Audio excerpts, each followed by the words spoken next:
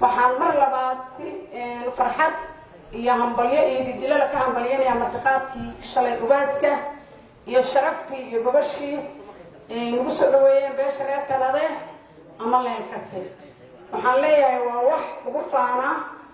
hambalyo waan ka hambalyanayna waxaan rabaa hadalka la soo gaabiyaa liidi adeerayaal suldaamo hooyooyin macnaheedu wiilal gabdhuhu kuma jiraan shalay waxaa ku jirta wiilkii ugaaska wuxuu yidhi haweenku warshadahoodii wax soo saarkoodii bay burburinayaan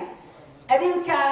wixii aan soo saarnayna burburinaya agoontii asaydii walaal-la'aantii gablankii wiil-la'aantii waa ka soo gudubnay yaa naloo celin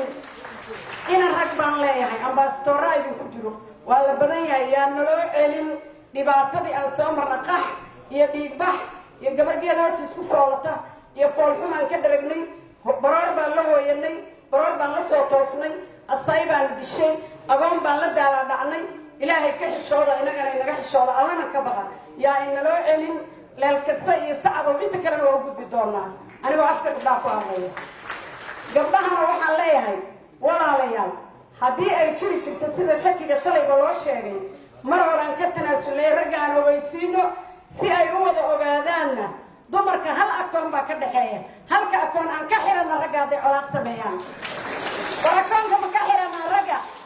colaadoogaa ma ka xiranaa nabadoonka wiilka diyadiisa qaadayo geedka ku xiray oon bacmadooda qaadanaya akoonka ma ka xiranaa gabdhihii waa ballameen nabadda waxaan leenaha hambalyo waxaan leenaha beelaha walaalaheenna waad garateen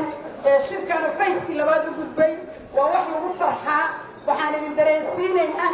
inaanan maxay ahayto gacan damboo gabdheed aynaan ku qoslin markaad kulaylka iyo ka timaadaan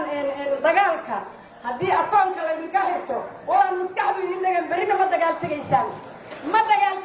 berrito ma dagaal tegaysaan insha allah waa inaan wiil damba dagaalamin gabdhaha ayaa laga rabaa ummad yahay qabiilkiyo qarannimadu allaba aan istaagan karino weligood isqabado waa mahadsantihiin nabad wanaagsan farxad wanaagsan